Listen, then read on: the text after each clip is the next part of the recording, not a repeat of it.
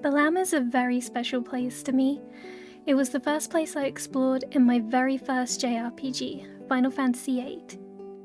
I really appreciate this small island, its town, and of course the garden. You've tuned in to the Crystali Moonbase, and today, Sea Cadets, I want to talk about the Atmosphere of Balamb. Balamb is a very small region in the world of Final Fantasy VIII. When you run around on the world map, it seems very insignificant and tiny. You can explore the whole island within a few minutes. It has a total of 3 locations you can enter: Balamb Garden, Balamb Town, and the mysterious Fire Cavern, unless you count the Asuna train tunnel as a location. The garden gave me so much comfort during my school days, as I was usually mocked and bullied for being that kid who was into anime and video games, and generally very nerdy and timid. I would take my recorded cassette tape of the Final Fantasy VIII soundtrack and play the garden theme in my headphones to pretend I was in a better place with nicer people. When you start the game, the first location you see is the infirmary, but you're only allowed to explore properly once your class registration is over, so let's begin there. The classroom is very basic in decor. There's some light patterns on the walls with what I believe is a large mirror at the back. It seems to be reflecting the green pattern on the wall. Each student has their own study panel, a small computer with all the information they need to learn. I wish we had this nice setup when I was at school. I really like the screens they have behind the instructor's desk. It's so cool. They can show all the diagrams and things they are talking about with ease, and the instructor has such a comfy looking chair. Every hallway of Balamb feels like it was created with an artist's love. There's so much to look at and admire. Every wall, floor, and ceiling has some kind of design on it. These kids are lucky and get to take a lift to take them up and down. No more trudging up and down stairs. I'm envious. The main hall of the garden has a cool panel that shows you each area to easily find your way around, which doubles as a small lore section for Selphie at the start of the game, and a helping hand for the player. I also like to laugh a little at the kid who is forever running laps around the circular centre. Look at him go! You got this, little dude! Starting on the right side, I have to point out these beautiful fish fountains that are placed all around the centre. They're so cute, and I love this extra flair to make the garden feel luxurious. As we walk into the school library, we have a lovely walkway where you can see the training centre dome nearby. I really like the open atmosphere this building has. There's bits of greenery everywhere. The library itself carries this forward by having skylights all across the ceiling, providing natural light and a fresh feeling. The bookshelves are a treat for the eyes, standing sturdy and packed with books, including an occult fan magazine if you check the bottom shelf. The study area has these long, high-quality wood tables that look like they would last forever, with an elegant wall light for those studying into the late hours. I would also like to draw your attention to this stunning concept art of the study area. Can I have a workspace like this, please? There's a side quest that you can start here with Zell in the party as well, which allows him to gradually get to know the girl with pigtail who frequents the library. If you're consistent in your visits throughout the game, you can see her and Zell have a meeting in the hotel, where she confesses her feelings and gives him the Combat King 3, allowing him to learn the Meteor Barret limit break. When you walk into the training centre, the first thing you see is a pair of teenage boys running towards you in a panic. When you stop to talk to them, they speak of the infamous monster and how they thought they were going to die. The infamous monster in this context would be the T-Rexor, a huge red dinosaur that serves as one of the player's first skill checks in terms of how they manage their junctions and strategy. I do love the way the training centre is designed. It's like Jurassic Park! It has tons of greenery and water, the secret area for couples to hang out. Wait, is it just me who finds it nutty that teenagers are going into a monster-infested arena to make out? So yeah. I also like the electric fencing that's supposed to... Actually, what is that fence meant for? Since we're meant to fight monsters here, maybe it's to keep them in. Imagine all the training center monsters escaping and eating everyone. Balamb Park! Anyway, moving on. The next area is the parking lot, and I just really appreciate that they even added this in because there was really not much need for it. I think you come here like once for a short story dialogue to find Sid, and that's about it. But they have all the details for parking spaces on the floor and shutters for the exits. You can also see a little of the vehicles they have in this game, which, by the way, can we just admire how nicely designed they are? They need to bring back cool designs like these. Give cars more character! I don't even like cars, but I would like these. Next up, the dormitory. You can sometimes find a group of girls near the entrance, talking about their exams and hanging out. I do like that they are sometimes here and sometimes not. It gives you the feeling of them being active and real, moving around the garden. When you walk into the dorm itself, you'll notice you have to share a space with a second cadet. The table is full of papers and books. And are those shot glasses? Naughty! Squall's room is of course neat and orderly, his beautiful gunblade case propped up against the wall, and a small handful of books showing his very few possessions. I've always been curious about the little plaque on the wall above the shelf. Maybe a code of conduct or something? You're reminded of the military aspect of this school with the camouflage-style bed sheet. I must admit this doesn't look too cozy to sleep in. And that tiny pillow? Maybe it's a neck pillow? There's a small wall device to the right of the bed. I wonder if it's a speaker for being called, or an alarm system to help wake students up. I also find it cool that students have their own telephone. I imagine tons of students stay up late into the night chatting. Moving to the cafeteria, I do love that they keep the circular aesthetic with the counter. Balamb Garden has a very rounded look, which makes me happy. I like circular buildings for some reason. Something I really enjoy is that when you visit locations in the garden, depending on the progress of the game and who's in your party, you get different cutscenes. The cafeteria is no exception, an example being that at the very start of the game, while exploring a squall, you can see Cypher, Fujin, and Reijin having some banter about drinks. And as always, if you talk to the server, she will tell you that there's no hot dogs left. The ever-elusive hot dog is truly its own character in this game. If you move to the back, you can find a bunch of students sitting at the tables, a pair of Quistis groupies, and a group of friends lamenting their skills at the seed tests. I always giggle at their play on the word seed with sad. Yes, I'm easily amused. The quad doesn't have too much of interest, aside from the obviously beautiful architecture. But if you go there at the very start of the game before progressing any story, Selphie will stalk you around the area asking if you play an instrument. I do feel a bit bad for her though, she's clearly trying her best. Moving to the back, you can see the stage construction. You can really tell it was not managed too well before Selphie took over. It's these little details and context clues that tell stories that aren't given to you through the main story. Finally, our little tour of the garden ends with the infirmary, and what a cozy little area this is.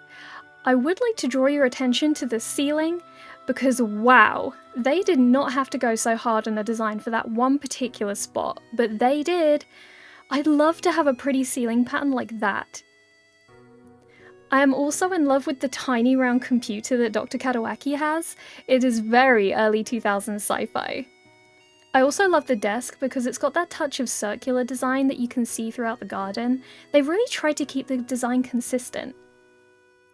Dr. Kadawaki shows how she thinks of her students with an inquiry about Squall's exam or his health in general. You feel cared for here. I always got the impression that Dr. Kadawaki thinks of her students as her kids to some extent. A really big family to take care of. It's all of these places that make me feel at home here. I love that anytime you feel like you miss the garden, even just a little, You can come back home and hear that gentle, kind music that makes you feel safe and secure. You can surround yourself with the NPC's smaller problems like teen romance, worries about exams, motivations to study, and the very important issue of how to get hot dogs at lunchtime. Despite the relaxed, circular decor around the garden, the entrance has these fantastic gargoyle statues on either side of the gate. I would love to have these at the entrance to my home. Think of all the people I can avoid! To tie back to the parking lot real quick, I do love that they added this little tunnel on the right that clearly goes back around to it. It makes the garden feel like a real and functioning building. When you go to leave the garden for the first time, Quistis is there to give you a quick tutorial on junctioning Guardian forces. And if you didn't pick up Quetzalcoatl and Shiva at the study panel, she will actually just hand them to you here before the tutorial. When you leave the garden for the first time, it's a little nerve-wracking because you're out in the wild now. You left the safety of the garden. I remember feeling like this when I heard the Blue Fields track for the first time as a kid. It's such a quirky yet calming track. It made me feel apprehensive about what I might find, yet also calm about it and determined to keep searching. The game directs you towards the Fire Cavern first once you leave for story reasons, but I remember as a child actually ignoring the game's wishes and going to Balamb Town first. So let's be a kid again and explore.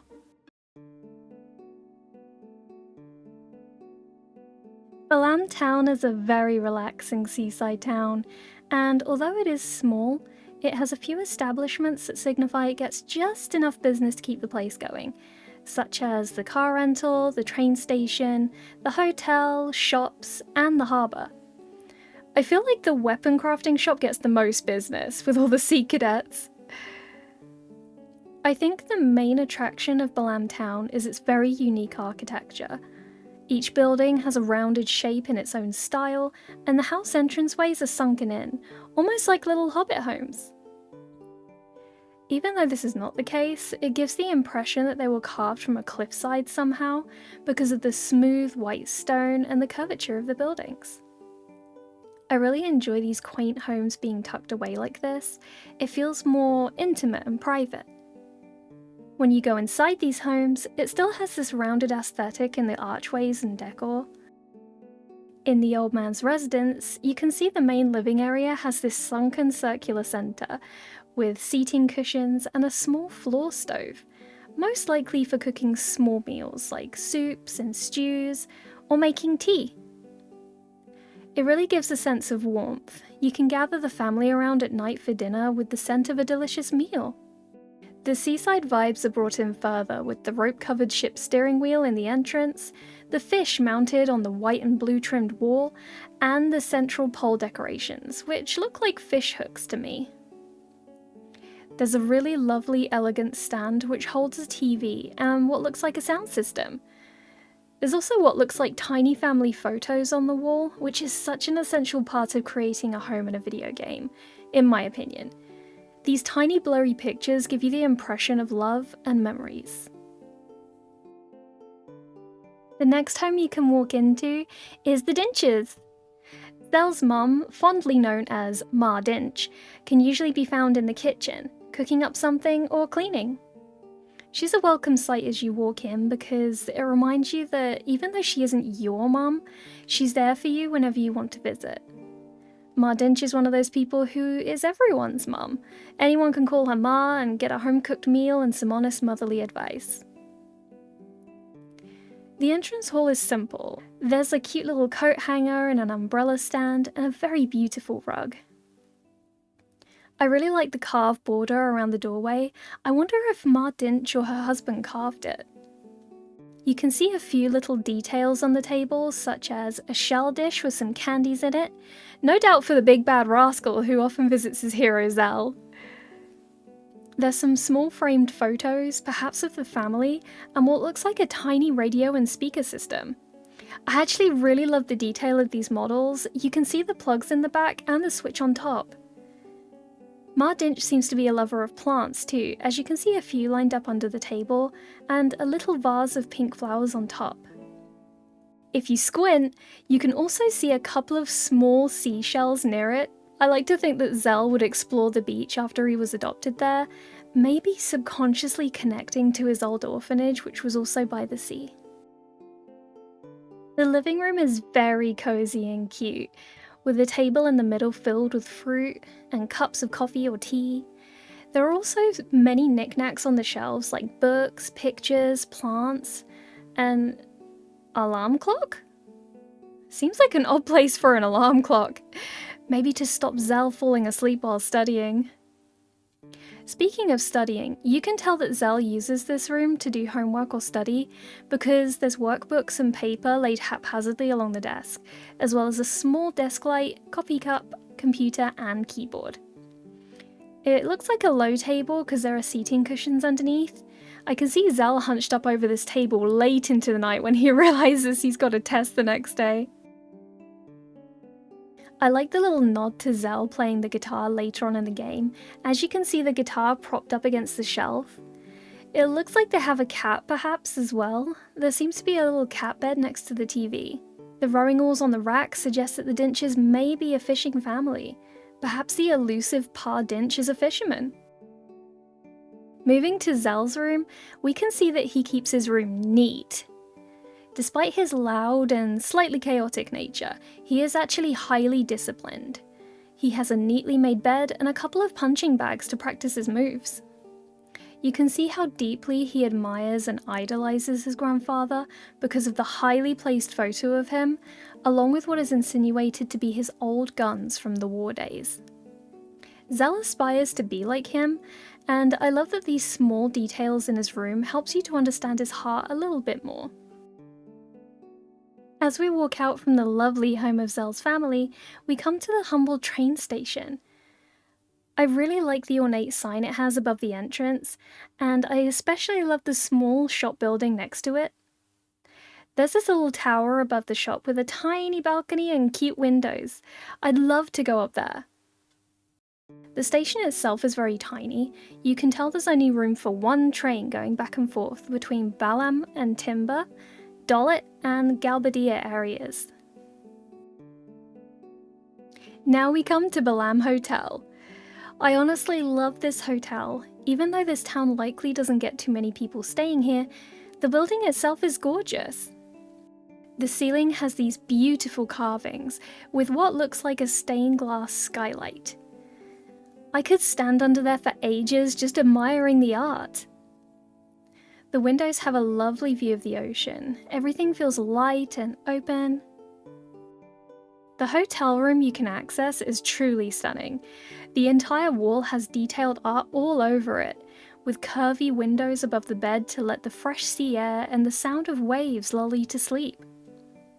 The ornately decorated carpet leads you to a cute balcony to take in that ocean view and really relax.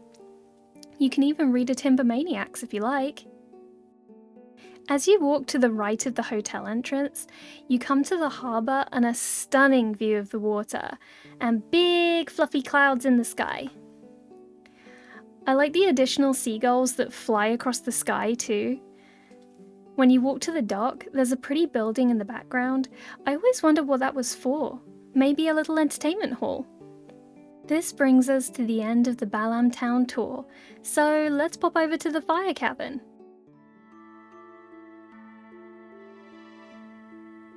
On the world map, it seems like a very unassuming small cave in the hillside, but if you walk on top of it, you'll find a little blizzard draw point to give you a hint towards what you'll need here.